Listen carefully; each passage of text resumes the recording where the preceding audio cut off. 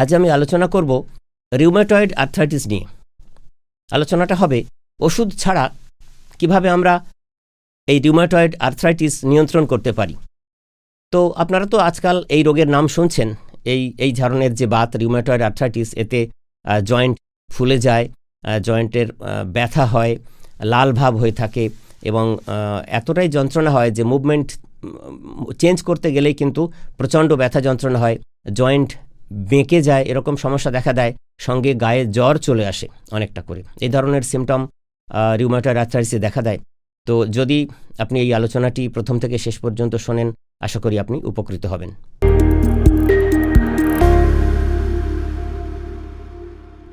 কথা বলছিলাম rheumatoid arthritis নিয়ে। আমরা ওষুধ ছাড়া কিভাবে নিয়ন্ত্রণ করব। আপনার যেহেতু এটা একটা অটো ইমিউন ডিজিজ, তাহলে অনেকগুলো ইমপ্লিকেশানস থাকে, কমপ্লিকেশানসও থাকে। সেজন্যে যদি প্রচণ্ড রোগ যন্ত্রণা বাড়ে, তাহলে আপনাকে আপনার চিকিৎসকের পরামর্শ নিতে হবে, এটা বলাই বাহুল্য। কিন্তু আমরা আমাদের আলোচনা আজকে সীমাবদ্ধ রাখব যে ওষুধ ছাড়া কিভাবে এটা নিয়ন্ত্রণ করা যাবে, এই রিউমেটয়েড আর্থ্রাইটিস। তো আমি প্রথমেই বলি, ধরুন আপনার জয়েন্টে এই ধরনের সমস্যাগুলো হচ্ছে এবং এটা এমন অদ্ভুত ব্যাপার, যদি হয় আপনার হাঁটুতে, তাহলে দুটো হাঁটুই কিন্তু আক্রান্ত হবে। কাঁধে যদি হয়, দুটো কাঁধই, শোল্ডার জয়েন্ট আক্রান্ত হবে। তো যখন আপনার হাঁটু ব্যথা শুরু হচ্ছে, প্রচণ্ড যন্ত্রণা হচ্ছে এই রিউমেটয়েড আর্থ্রাইটিসের কারণে, প্রথমে যেটা বলতে পারি, একটু লেমন গ্রাস অয়েল সামান্য একটু নিয়ে ম্যাসাজ করুন। আপনি নিজেই করতে পারবেন, করলে দেখবেন খুব তাড়াতাড়ি তখনকার মতো কিছুটা রিলিফ মিলবে। এটা একটা দারুণ স্ট্র্যাটেজি। আর এই রিউমেটয়েড আর্থ্রাইটিসের যেহেতু অটোইমিউন ডিজিজ, তাহলে আমাদের ইমিউনিটি সিস্টেম যে স্ট্রং করতে হবে, এটা তো আমরা বুঝতে পারছি।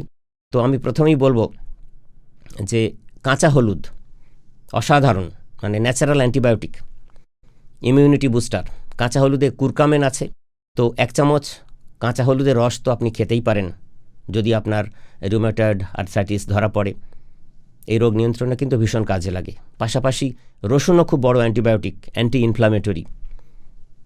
1 বা 2 রসুনের কোয়া আপনি খাবারের সাথে পাতে তো রাখতেই পারেন, যেটা এই রোগ নিয়ন্ত্রণে ভীষণভাবে কাজে লাগে।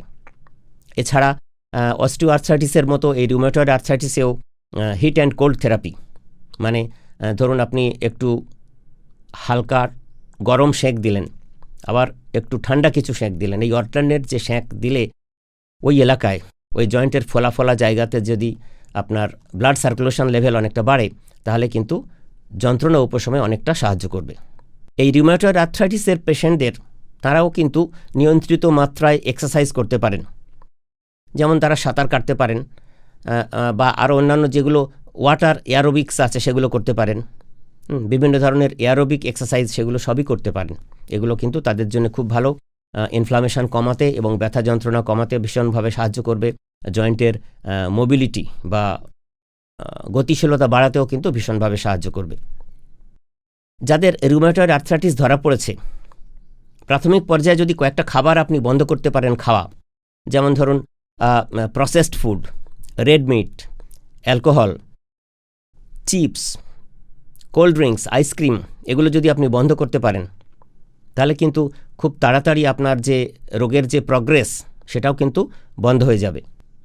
এছাড়া ফ্রাইড ফুডস, পাস্তা, এসবগুলোও কিন্তু, সুগারি ড্রিঙ্কস, এগুলো কিন্তু বন্ধ করতে হবে খাওয়া। রিউমেটয়েড আর্থ্রাইটিসের কারণে সারা শরীরে যখন ব্যথা যন্ত্রণা শুরু হয়, জয়েন্টের বিভিন্ন ধরনের জয়েন্টের পাশাপাশি, তখন কয়েকটা খাবার কিন্তু আপনার ব্যথা যন্ত্রণা উপশমে ভীষণভাবে সাহায্য করবে। সেগুলো হচ্ছে আদা, গোলমরিচ, মেথি, এগুলো কিন্তু ভীষণভাবে কাজে দেয় বলে প্রমাণিত।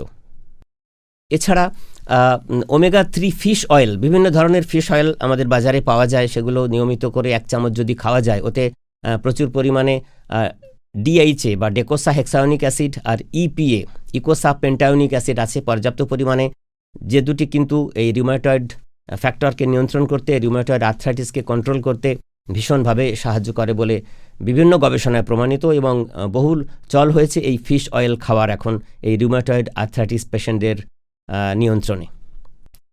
এই যে রিউমেটয়েড আর্থ্রাইটিস যখন ধরা পড়ে, তখন সেই সব পেশেন্টদের কিন্তু প্রাণীজ প্রোটিন, অ্যানিম্যাল প্রোটিন বেশি করে খাওয়া চলবে না, কেননা তাতে বোন মাস ডেন্সিটি কিন্তু ভীষণভাবে ক্ষতিগ্রস্ত হয়। এটাও কিন্তু আমাদের মনে রাখতে হবে।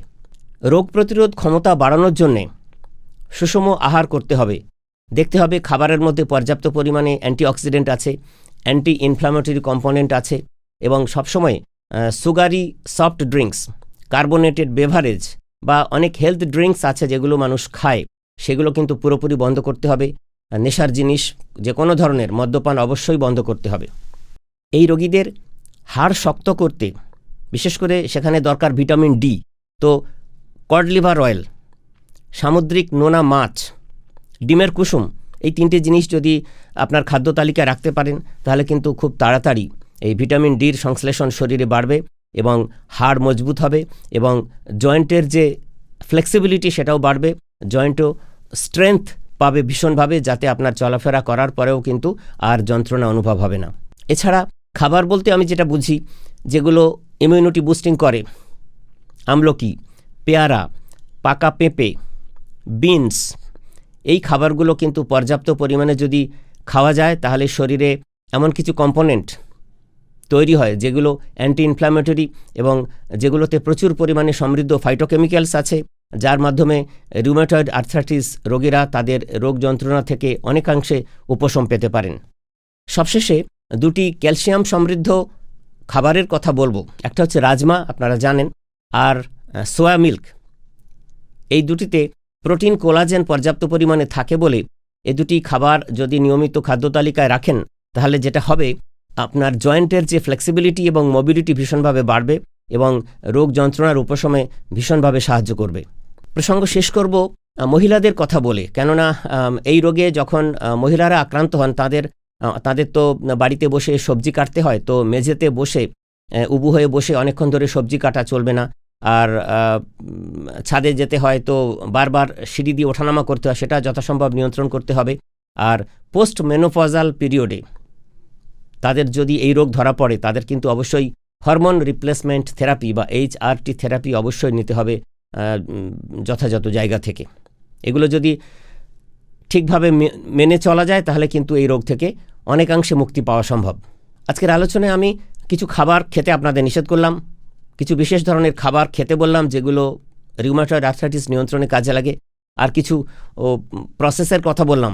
সবগুলো যদি আপনি যথাযথভাবে রিলিজিয়াসলি ফলো করেন আপনার জীবনে, তাহলে এই রিউমেটয়েড আর্থ্রাইটিস যেটা নিয়ে মানুষের অনেক ভয় আছে সেটা থেকে অন্তত মুক্তি মিলবে। আজকের আলোচনায় যে কথাগুলো আমি বললাম সেগুলো আপনারা যদি মন দিয়ে শুনে সেগুলো আপনারা নিয়মিত পালন করেন তাহলে আপনারা খুব সহজেই এই রিউমেটয়েড আর্থ্রাইটিসকে নিয়ন্ত্রণে রাখতে পারবেন। আজকে আলোচনা এখানে শেষ করলাম। ধন্যবাদ।